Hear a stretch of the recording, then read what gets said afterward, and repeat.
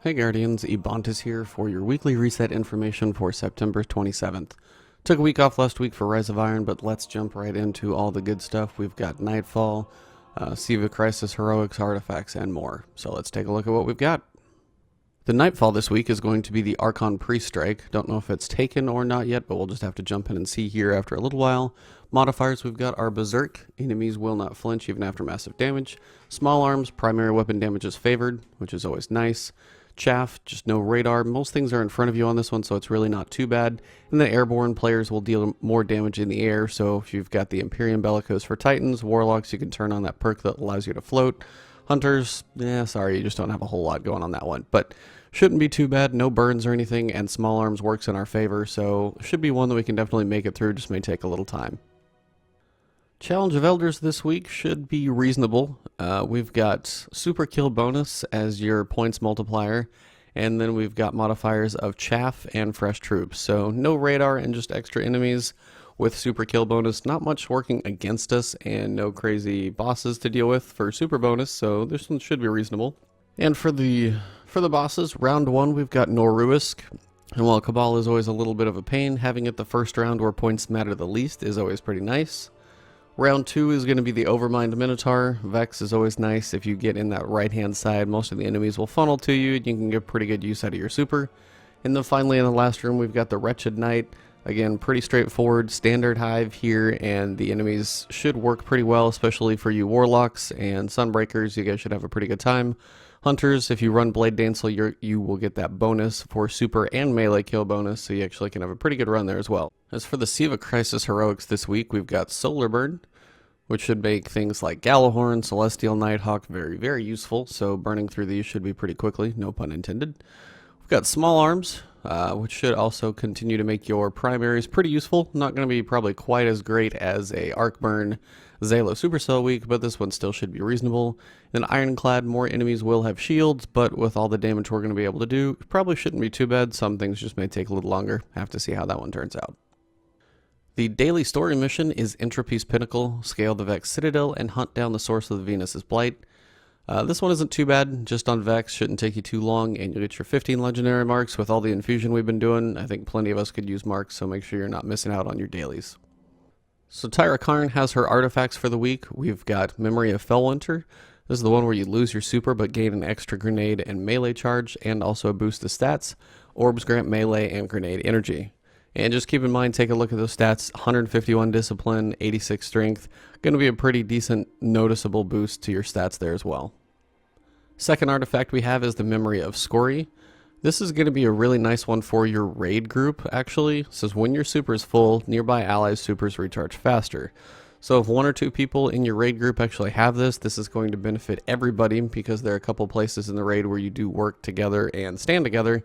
And if you can charge up everybody's super while that's going on, just a benefit across the board. So if you don't have this one and you don't have 3 characters, for example, I would probably suggest getting this one first, just as the biggest benefit to everyone in the group, as the raid is a pretty popular activity right now. Final artifact of the week we have is the Memory of Perun. This one has strength of 64 up to 107 if you max it out, and I think that one is paired with discipline as well, so your option of some discipline if you want to go that way. But mainly you've got enemy guardians with full supers and all enemies with low health are highlighted. So the guardians with full supers in PvP are going to show up kind of with a yellow glow.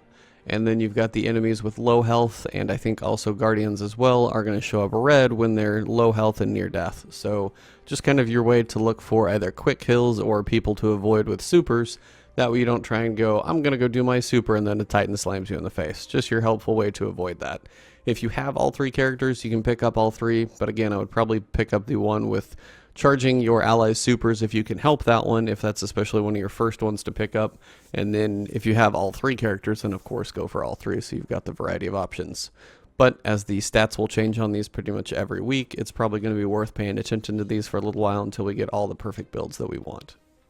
Shiro's weekly bounties include the first one of Crushing Blows. Use the Iron Battle Axe or powerful enemy weapons to decimate hostile threats. Powerful enemy weapons are probably considered the Scorch Cannons, so depending on if you're running them in the raid or anything like that, you can have some fun in there. Second one is Pull the Plug. Kill fallen majors and ultras, so pretty much just run around and kill majors that you can find anywhere, and you should be in reasonable shape. So if you're on the raid, you'll probably knock this one out pretty quickly, so pick this one up before you jump in there. The third bounty this week is Anti-Splicer. Complete patrols in the Plaguelands. These are pretty straightforward. Go look for those kill missions, look for the collection missions, the ones where you just have to kill the Splicer Priest. Things like that aren't too bad. And just go around on Plaguelands, knock out 10 patrols, and you'll get a ton of experience and rep. So these are really helpful to keep getting faction packages, so try and keep up with these weekly bounties when you can. And the final one is Archon Forge Servitors. So again, you need 4 victories against Servitors.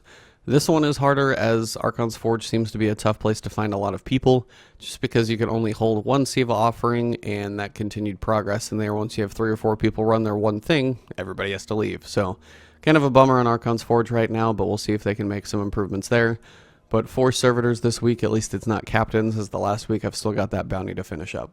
Daily Crucible mode is Skirmish. This is 3v3 team deathmatch, pretty much straightforward. Just make sure you're sticking with your team, work on revives, and one match will get you your 15 legendary marks. So again, keep doing these dailies for your legendary marks. I know I've been using mine up quite a bit, and it's a good way to either keep up with your infusion currency that you're going to need, or also to keep getting rolls on different legendary and vendor weapons. Both are going to be very, very helpful.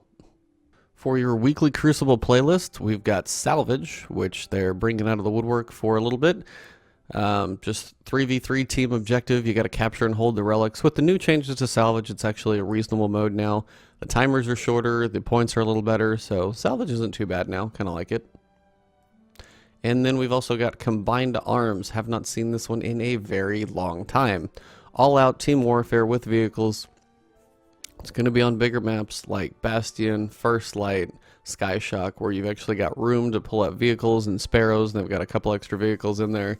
Snipers are big on this one just because you've got such a large map. You've got a lot of room to cover as well, so if you go from one side to the other on your sparrow, you can cover ground quickly and kind of make a difference. So this one should be fun, if nothing else, just to jump in and goof around in, just because it has not been so long. If you haven't done Combined Arms before, have fun in there for a little bit, jump around and see what it's all about. And finally, your Shaxx weekly bounty, which you guys should make sure and do. For one, it has a chance to give you Nightfall level rewards, which is going to help everybody level up for a little while. And also just the fact that it just mostly takes playtime, so these aren't actually quite as bad anymore. You've got Taking Control this week, so a lot of control matches that you're going to need to play. 7 control matches. You're going to need 30 kills while your team is leading. 15 captures of actual points, so just run around, make sure you guys are capturing points.